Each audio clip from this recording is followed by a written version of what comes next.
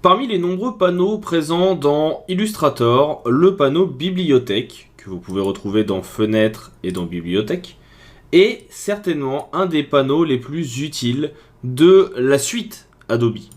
Pourquoi? Tout simplement parce que c'est un panneau qui va vous permettre de créer de l'interconnexion entre vos logiciels. Il permet, comme son nom l'indique, de venir créer différentes bibliothèques. Là, vous pouvez voir que par exemple, moi j'en ai avec ma charte graphique pour un tuto dimension, des modèles stock que j'ai téléchargés depuis Adobe Stock, ou encore différents tests et logiciels ou outils que j'ai téléchargés. Le principe, c'est que vous allez pouvoir venir créer donc ces dossiers, et dans ces dossiers, vous allez pouvoir venir créer des catégories de rangement. Par exemple ici, moi j'ai créé une catégorie qui s'appelle livres, où j'ai rangé des imprimes écran détourés de mes livres, que j'ai écrits il y a quelques années, et que je peux maintenant, en un clic, faire glisser dans l'interface, pour pouvoir les utiliser. Je peux venir également, si besoin, récupérer des éléments vectoriels, comme ici, cette illustration qui me représente. Je peux également, en faisant un clic droit, récupérer certaines informations. On peut donc venir soit importer l'élément lié. Il y a une différence entre la liaison et l'incorporation que je vous expliquerai un peu plus tard. Soit venir importer une copie directement. Ce qui fait qu'on l'aura en plus en vectoriel pour pouvoir la modifier. En faisant un clic droit, vous retrouvez aussi directement la possibilité d'ouvrir votre fichier pour le modifier, d'ajouter une description, des informations, ou encore les caractéristiques classiques de copier, coller, supprimer. On peut venir y classer des images, des vectoriels, mais aussi, suivant les logiciels, des templates, des objets dynamiques, ou encore des éléments graphiques qui viendraient d'autres logiciels. Ces éléments peuvent être classés ici par couleur, image, style de caractère, motif ou modèle. Ce sont les différentes choses que l'on peut intégrer directement dedans. Vous avez ici également la possibilité de les classer, soit avec des groupes que vous avez créés, je vous montre juste après comment faire, soit par nom, soit par l'ordre de votre choix.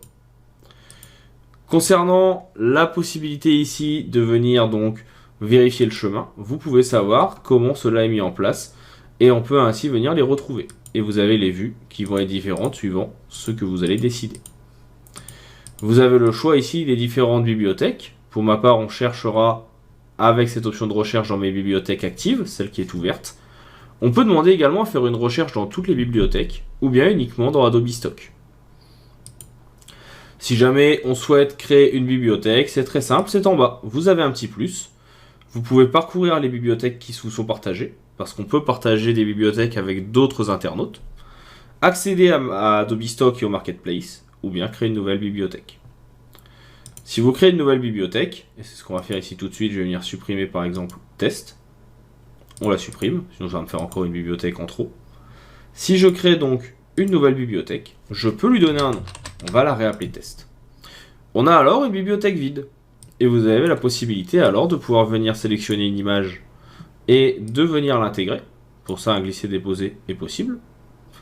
Vous pouvez venir faire un texte avec un style spécifique. Et ici, en cliquant sur le plus, vous pouvez venir intégrer le texte.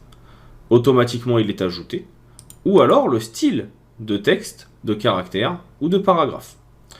Pour ces éléments-là, vous verrez cela un petit peu plus tard. Mais sachez juste que vous pouvez l'enregistrer. Il est ajouté ici. Vous avez également la possibilité d'ajouter la couleur que vous avez utilisée et son code hexadécimal apparaîtra alors. Ça permet donc très facilement de pouvoir garder des éléments en place. Si vous regardez ici par exemple, moi j'ai des splatters qui sont des pinceaux pour Photoshop. J'ai des tutos InDesign où j'ai des éléments graphiques que je peux réutiliser régulièrement, etc.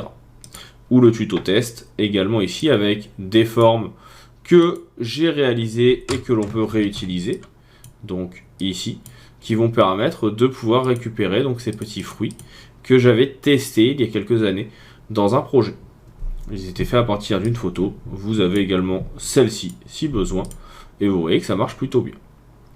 Donc voilà pour la fonction bibliothèque. Je vous invite à vous pencher dessus, c'est assez intéressant, c'est assez important et ça marche plutôt bien.